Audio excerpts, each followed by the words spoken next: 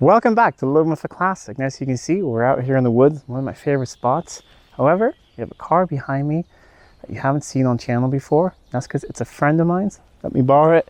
1987 Range Rover Classic. Let's have a look around it and then we'll go for a drive as well.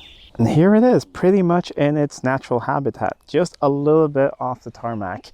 They are, an off-roader, a 4x4, but by this time, it mostly became a luxury city car, a luxury SUV that, Range Rovers pretty much still are today.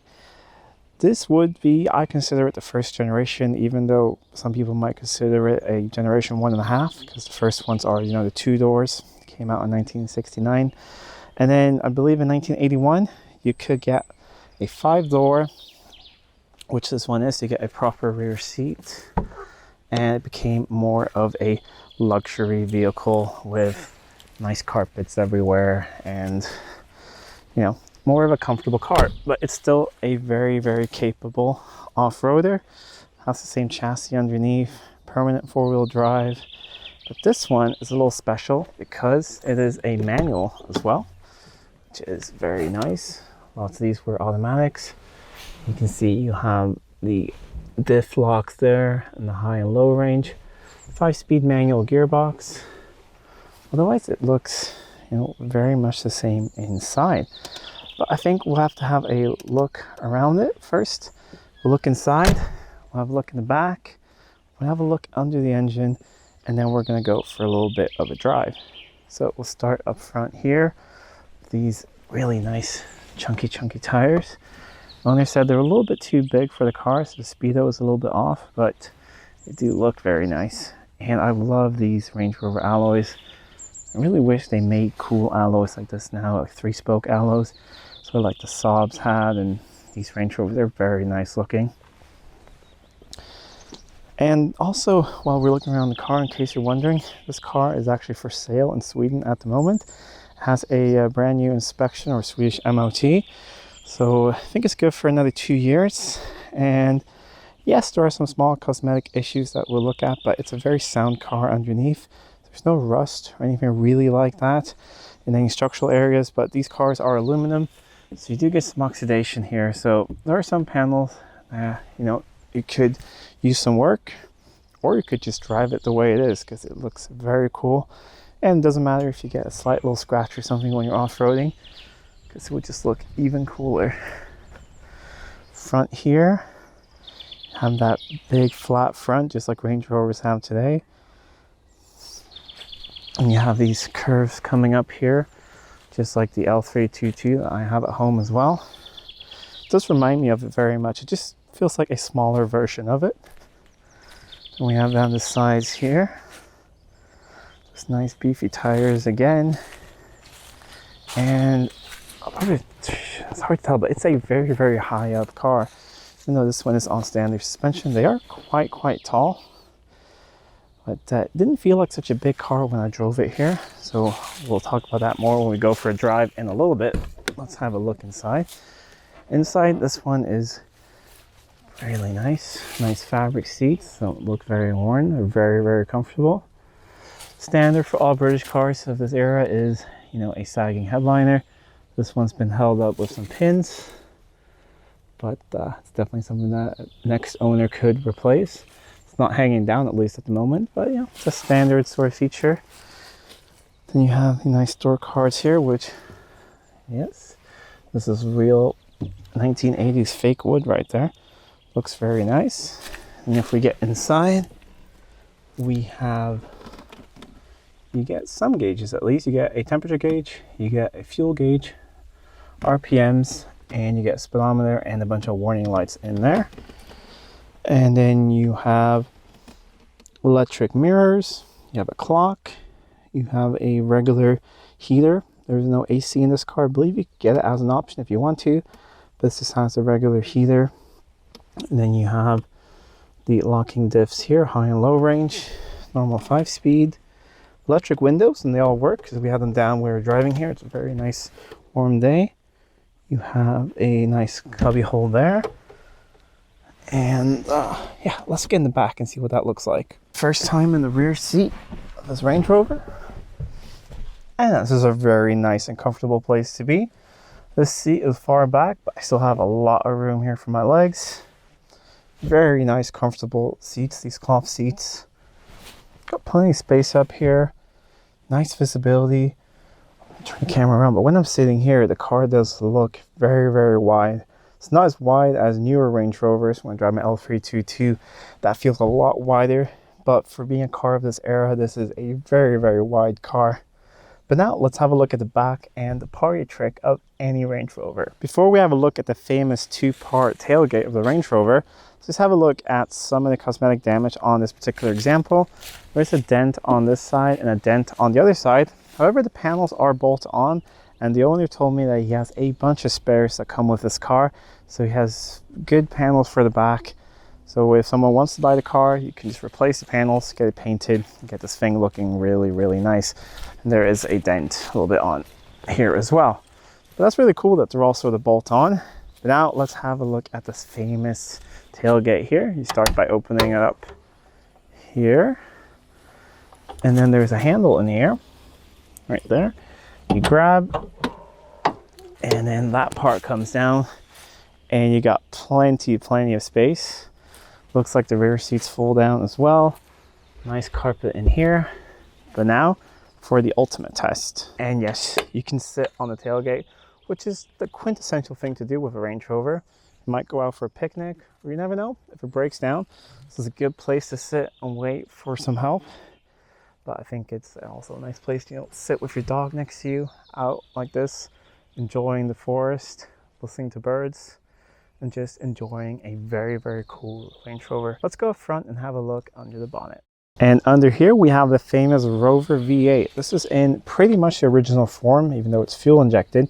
It's still the 3.5 liter Rover all aluminum V8, which is derived from Buick. So it's originally a American engine, but used by Rover for a very long time. And anything from the P5B to the P6, SD1, the Range Rover, TVR, and Morgans, lots of things. Very, very good engine. So later, I believe 2 years later in 1989, they became 3.9 liter, and then they made them even bigger after that as well. This is still the original displacement. So it's the strong original Rover V8, but with fuel injection, so it's a lot better than having two carbs up here. 1980s fuel injection does look a little scary with a bunch of lines and hoses everywhere, but it is pretty simple compared to modern systems.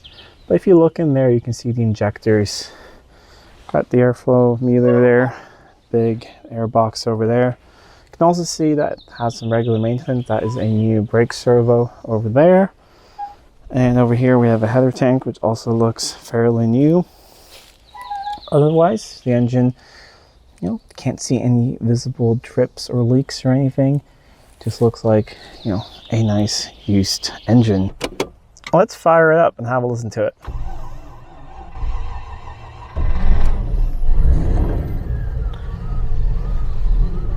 All right. And here we have it, famous Rover V8 up and running. So you can hear it is very, very smooth. The only thing you can really hear is just the sucking of the intake here. And you can hear those injectors ticking a little bit back there. It's running very nicely. Have a look back here. Got no visible smoke or anything. All right, let's go for a drive. It does sound lovely, this V8.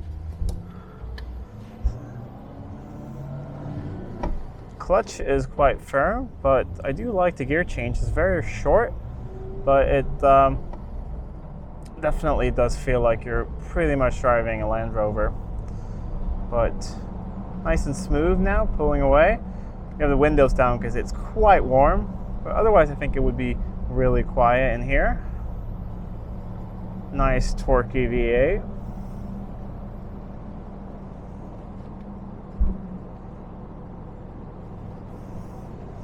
Doesn't really lean as much as you thought it would. Oh, no play in the steering or anything. I'm really positively surprised. It's the first time I'm driving a old classic Range Rover. I've driven, a P38, and then I have an L322, but first time in the original one, and I have to say I do really like it. It's a very comfortable place to be. can see out the road really well. All right, we're gonna pull out on a little bit of a faster road now. Let's see what it feels like when we get up to some speed. It does sound very nice, the V8. I hope I can pick it up on camera. Shifting at about 2.5, 3,000 RPMs. And I'm not gonna say it's a speed machine, but I mean, we are almost at the speed limit. At the 4th. It is quite a stiff clutch and quite a stiff gear change, but it's very direct. It's a very short throw. I actually really do like it. It's a nice gearbox, no slop or anything. I think I'll keep it in 4th here until we get up the crest of the little hill here. But I mean, I'm doing almost 70 kilometers an hour with the tires being a little bit bigger on the car, and into top. And now we're just cruising. Really, really nice. And still feels really torquey. I feel like I didn't actually need to keep it in 4th for that long. Goes up to speed very nicely. And doesn't feel like it's wandering or anything. I let my hands off the wheel, it goes perfectly straight. I do understand the appeal of these cars now. I think they are really nice to drive. And imagine towing with one of these. I'll show it later. I think I forgot earlier. This car has a big tow hitch, so you can set between 3 different towing styles. So if you are local, somewhere in Sweden or maybe Norway, Scandinavia, or no, if you're either in Europe and you're looking for one of these and you need to maybe tow something, I think this could be your next Range Rover. We're almost back at the house now. I have to say that this has been a very pleasant surprise. I've always liked the look of these Range Rovers, but I figured that they wouldn't be that great to drive, but I stand corrected. It's a very nice car to drive. Even at higher speeds, it feels very planted and nice on the road, and it feels a lot more modern than it is. So I think this is definitely a very, very nice car to have. It'd be a great family classic. It's also very useful with the towing capabilities and all that. I have parked now next to my wife's 2006 L322, so the 3rd generation of Range Rovers. I thought we'd just have a look at both of them next to each other and see, how different they are. If you look at them here from the front, you can definitely see the heritage. Like I said, this part of the bonnet going up here carried over onto the 3rd generation, but it is a lot smaller. I mean, if you just look how wide that is compared to that, this is much, much bigger, and it felt much smaller and nimbler because all the roads around here are what I drive most days, and I've been driving this a lot lately, and this felt a lot nimbler. And just when I met someone, I didn't feel like I was gonna push them off the road like I do in the L322. But otherwise, roof lines are very similar. Black trim here on the side, there on the side, so you can definitely tell that they are related. In the back here as well, got the tail lights like that, and here as well. So there is definitely some heritage between these two, and that is a classic, and I feel like the L322 is a future classic. But anyways, I think that if you're looking for one of these, if you're local around Sweden or something, you want one that you can just go in and drive and not worry about the cosmetics or take care of the cosmetics later, I think this would be a great Range Rover for you. And here's that big tow hitch we talked about. So you can tow anything with this thing. You just pull that pin, swatch it around. You got, normal towing, the bigger one. You got the one for tractor trailers here in Sweden. So that is very neat as well. And that's it for today's video. I hope you guys enjoyed that little bit different video, a review of a car that's not mine.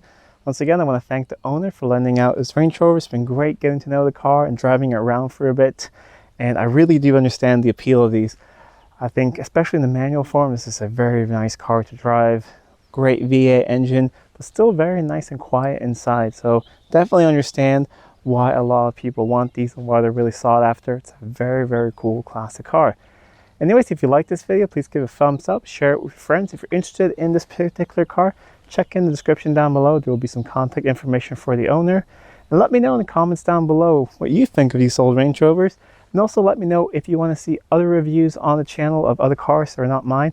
I do have a couple lined up, but let me know if that's something you want to see here on the channel. Anyways, until next time, I'm Adam, and this was Living with a Classic. I'll see you soon.